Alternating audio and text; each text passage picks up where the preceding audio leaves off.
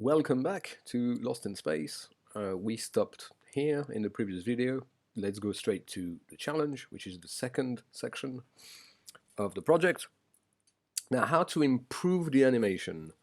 Can you change the numbers in your animation code? So remember, that's just a motion and looks block we've added in the previous section, animating a spaceship. So the spaceship moves until it touches the Earth. So currently it does that. Oh, by the way, if you're watching this, you probably make sure you have watched the previous video, obviously, and watch them in order. That helps. Although this one you can skip because this is the challenge. Of course, I'm doing them in order of the sections, but there's a couple of challenge sections. All right, let's get cracking. So we wanted to. So currently it does this. Let's see it again. It doesn't quite touch the Earth. It turns, says hello, points, and goes there.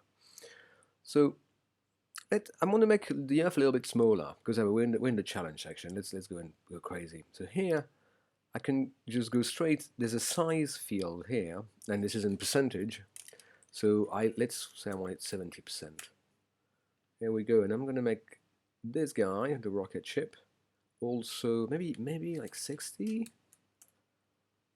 and then that should look a bit better. Yeah. Right. Now this. At the end of the animation, we have glad,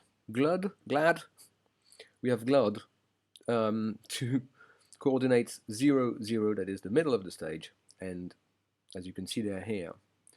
Now let's make it touch the Earth.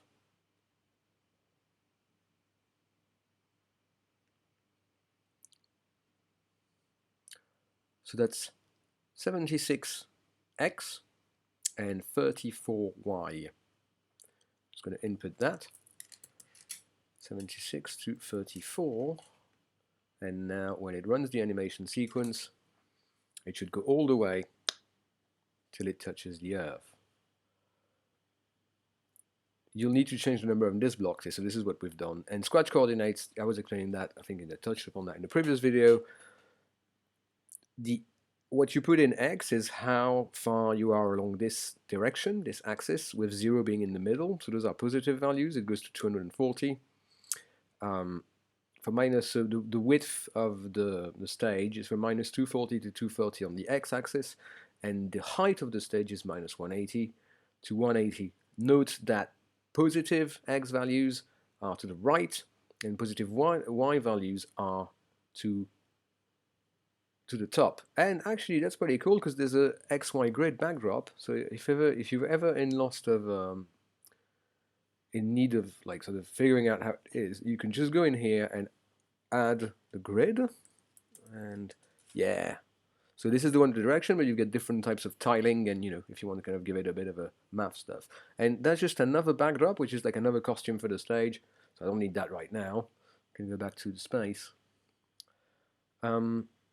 So that's it, that's done. So that was the challenge. No, wait.